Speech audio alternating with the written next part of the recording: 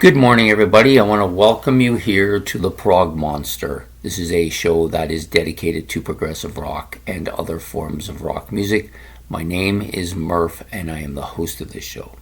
So I want to welcome you here to the October series we're running, the 31 favorite albums from the year 1982. This is day number 15. This is album number 17, Robert Plant's Pictures at 11. I did have this one, and I had the one that I did on the ranking of the albums, which was Principles. I can't remember the name of that album, but I owned those two in vinyl at one time, both of them. That was during the time period where I went to see Robert Plant live and with my friend, and so I had a couple of albums from him. Actually, the other one was my friend recorded for me on cassette, so I had that. And he actually had both albums. Sorry. Some flies again today. Seems to be the bad day for that. So anyways, we're here to talk about the Pictures at 11.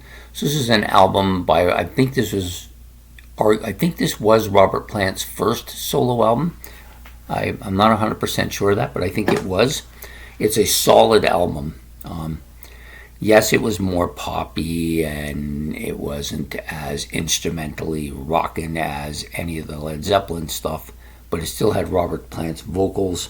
It was well written, had a good production sound to it. The songs were catchy for the most part, most of them. And I just think this is a pretty strong album overall for him.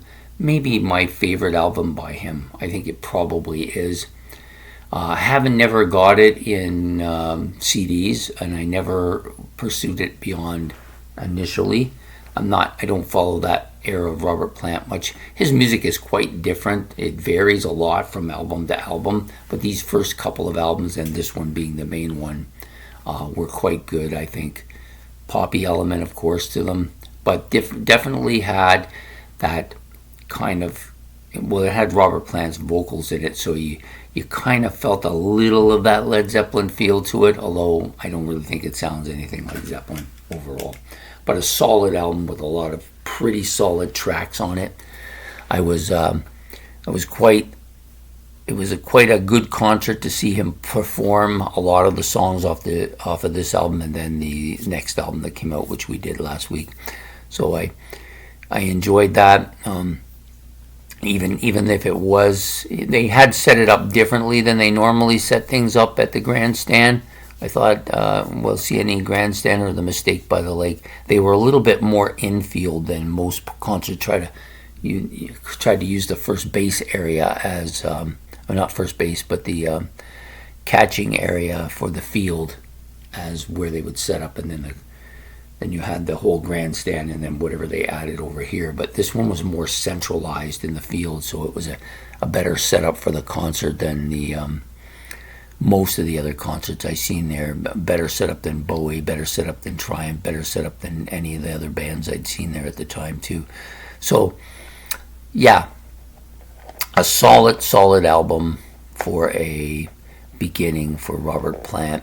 And therefore, as soon as I started to do this list, I knew this album had to be in there, probably mid-range. Could have went a little bit lower, could have went maybe a little bit higher as well, but some other albums have kind of moved up a little bit over time.